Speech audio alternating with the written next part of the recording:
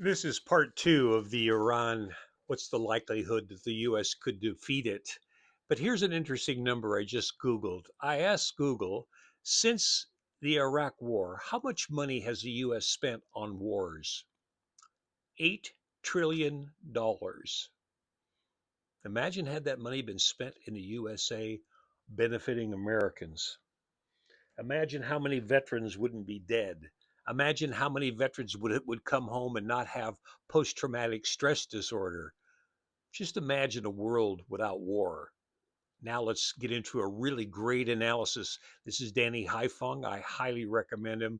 But let's get into this analysis of the possibility of success.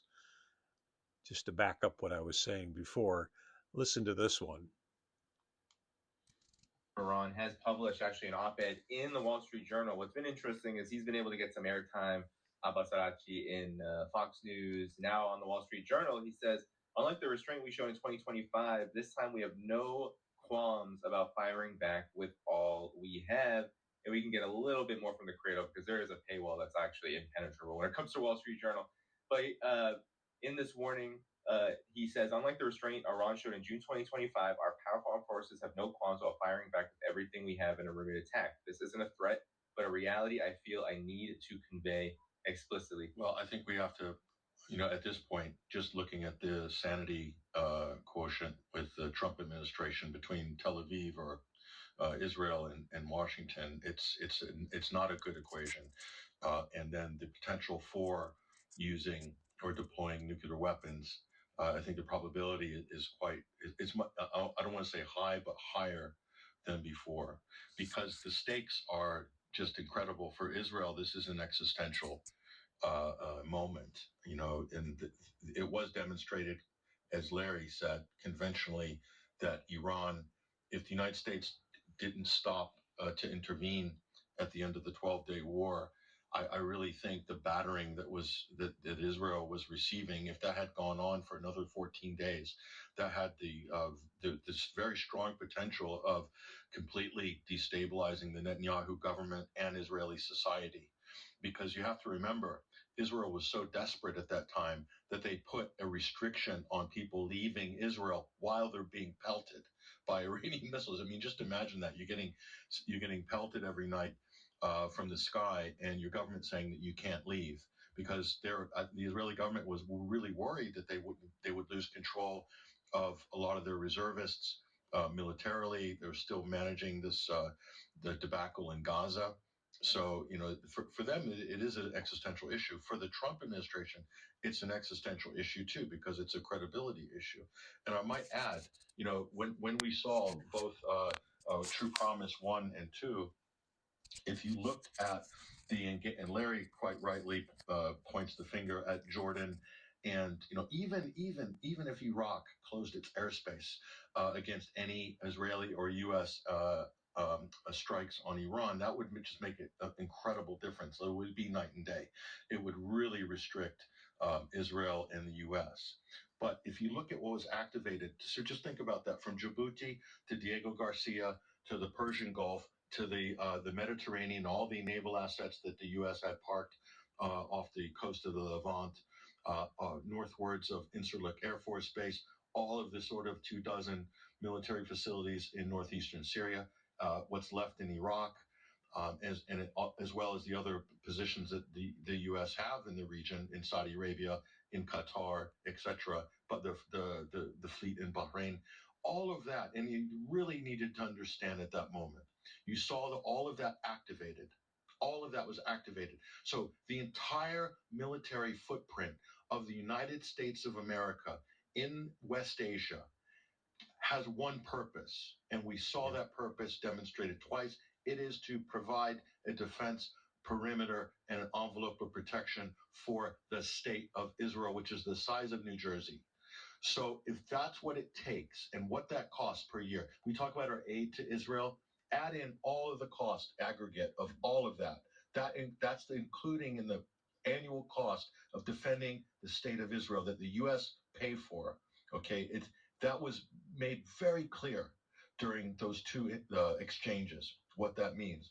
So if that's what it takes for this little tiny state to exist and to do what it's been doing, to carry out the rampage that it's been carrying out against its neighbors for decades, but especially in the last couple of years, is that sustainable? Like, tell me how financially, politically, the price that America and the region is paying for the state of Israel to wage war against all of its neighbors continuously is that really a price that people are going to pay indefinitely? I don't think so, and it's beginning to wear thin. You saw extremely brazen moves by the Saudi Arabians, by Turkey recently. You're seeing a reformation of interests and power blocks in the region. And so I think it's safe to say the Abraham Accords are DOA at this moment in time. And because people are really realizing, and I think it was the strike on Qatar that Israel launched that really sent that one. it sent tremendous shockwaves through the region, because you realize that even a U.S. ally hosting a major U.S. military installation is not safe from this rogue state that the U.S. is hell bent on protecting. But back to the original point, why is the U.S. attacking or threatening to attack Iran? The reason keeps changing. Originally, it was because they're developing nuclear weapons, even though the U.S.'s own intelligence assessment, which was presented by Tulsi Gabbard most recently, says that Iran is not pursuing a bomb. And Trump then threw Tulsi Gabbard, the DNI, under the bus. And instead of resigning under principle, she kept her mouth shut and stayed in the administration, and took a back seat publicly as a result of that. She should have resigned at that moment in time. That would have been the best political move for her future. Now she's basically going to get carried down the drain of history with MAGA. But anyway, that aside, so Iran, now it's not. So the bottom line is this: they're even saying, potential of nuclear weapons. They have nuclear weapons. I don't know why anybody is saying, oh, they potentially have nuclear weapons. They had 440 nuclear weapons in 1996. Period. That was it. That was the number that was out there. So they have 1,000, 2,000 nuclear weapons. The point is this: why are we pushing this button? Because Netanyahu has control of our Congress, has control of our purse strings, and we've got a bunch of lapdogs. And it isn't a Republican thing. It's a Republican and Democrat thing. Joe Biden was supporting the same thing. 93% of Congress is being paid by AIPAC. That's why their mouth is shut. And if you watch the Western media, it's owned by Disneyland, we'll call it. It's Zionism. And you're supposedly not supposed to say that, but that's a historical reference point. So please don't edit me out, TikTok, because Zionism has been around for a long time. We need to understand the dynamics of the world and how we can get out of this war mentality to build an economy that's not based on war, but that's based on mutual trade, mutual respect for all nations, and grow a global economy that benefits all countries. All countries. This is the conscious hour. I'm looking at from a perspective that I've always heard this word in my mind since I was a little kid: heaven on earth. Let's create it, where all countries are sovereign, where we have trade going around the world, and we have a global economy, and everyone benefits from it.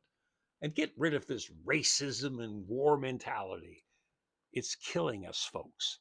This is the conscious hour. It's your conscious hour. So if you like the conscious hour because we're doing something differently, we're looking at the problems, we're talking about solutions and rolling them out, donate to the conscious hour, hit the like button, hit the share button, so we can start a global conversation. And then I can bring people into the show and we can have interviews and talk about solutions, not the day by day drama. Are we going to war? Are we not? Etc. Thanks for tuning into the Conscious Hour. Like, share, please donate. Thank you so much. Have a great night, and let's prepare, or day, wherever you are, and let's pray that we don't go full frontal with a full war.